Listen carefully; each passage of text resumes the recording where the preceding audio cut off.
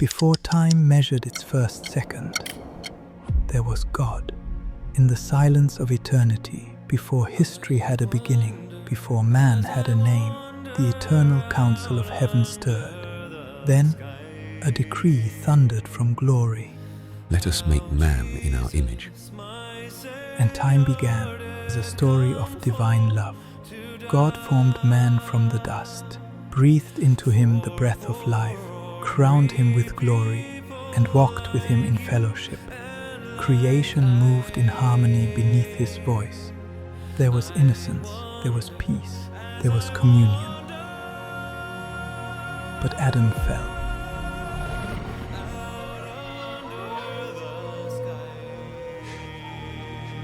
What have you done, Adam? My beloved son. And by the sin of Adam, death entered into the world. Sinful man is doomed. Power is awesome. Try me, you'll see. But if you do, you may never break free. Yet even in judgment, mercy whispered redemption.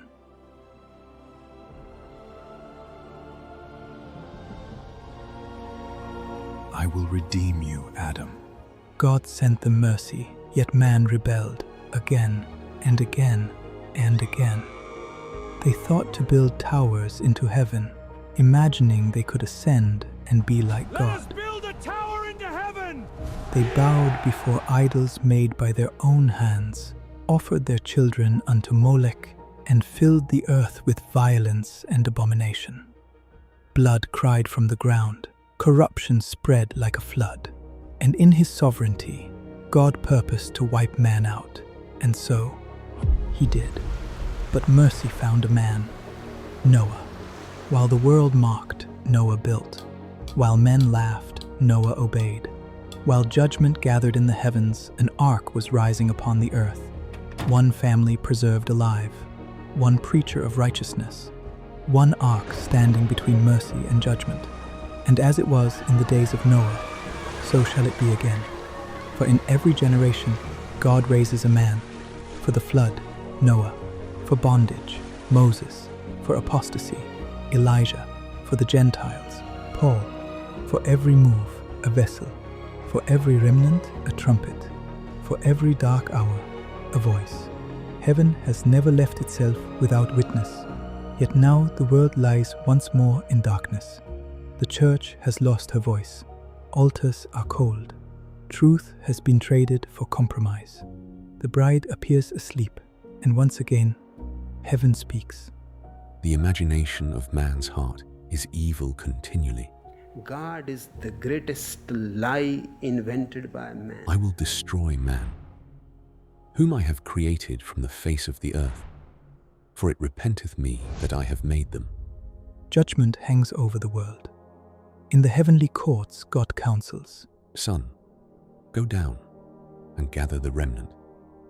The earth is ripe for harvest. Then Christ steps forward. Father, let us wait. I have a plan. Mercy speaks once more. The fire of Pentecost were only shadows of a greater flame reserved for the end. 100 years from now, there will be an outpouring of God's Spirit and His Shayana glory that would be greater and more far-reaching than what was experienced here. And exactly 100 years later, the revival was established. An end-time ark of Noah before my coming. A final trumpet before the rapture. The Jews rejected him, and now he turns to the Gentiles. And the Spirit turned toward Africa. All historical prophecies point the ark to Africa, Nigeria. A continent overlooked by men, yet chosen by God. For the Lord came unto his own, and they refused him.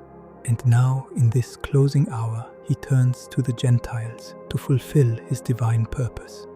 Linda, I am sending you back to earth. Tell man all I have shown you. I have established my movement on earth. Go and join them. From Africa, a flame would rise and circle the earth, a holiness revival. Non-denominational. And the Lord searched, not for fame, not for ambition, not for one building a kingdom unto himself, but for a man burdened for souls. I am crying it out of my spirit. A man consumed with eternal urgency. A man whose tears moved heaven. A man broken in prayer. And in Africa, God found one. I am Pastor Paul Rika, the International Director of Holiness Revival Movement Worldwide, with headquarters in Abuja, Nigeria. And this is non-denominational. A hidden vessel, a watchman, a trumpet, a man with earnest passion for souls, a man set aflame for the harvest. And so I am not here for entertainment, because the harvest is plenteous and the laborers are few. And in the sovereignty of God, he was raised for this hour. And in Nigeria, the trumpet sounds. An apostolic voice rises, calling the church back. Back to holiness, back to apostolic purity, back to readiness for the coming King. I pray that you will understand holiness. Raised after the order of Paul to help complete what began in the Acts of the Apostles and bring the church age to its close. And his name, Pastor Paul Rika. As Noah built before rain, so now an ark is built, not of wood, but of a prepared people, not for flood waters, but for the coming rapture. And Jesus himself is the overseer. The voice of Noah has arisen. The ark is built. The warning sounds. The Noah of this generation is here. Pastor Paul Rika, a watchman before the storm, a trumpet before the rapture, a voice crying in the wilderness, prepare ye the way of the Lord. Revival is coming, and it's starting with us. It's starting with us. Holiness, revival, movement, the life of Christ that is resurrecting now is starting among us in the world. It shall cover all the earth. A new Christianity. A new Christianity.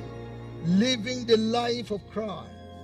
Distinguished saints, please join me in warmly welcoming to this pulpit the messenger of holiness, the International Director of Holiness Revival Movement Worldwide, Pastor Paul Rika.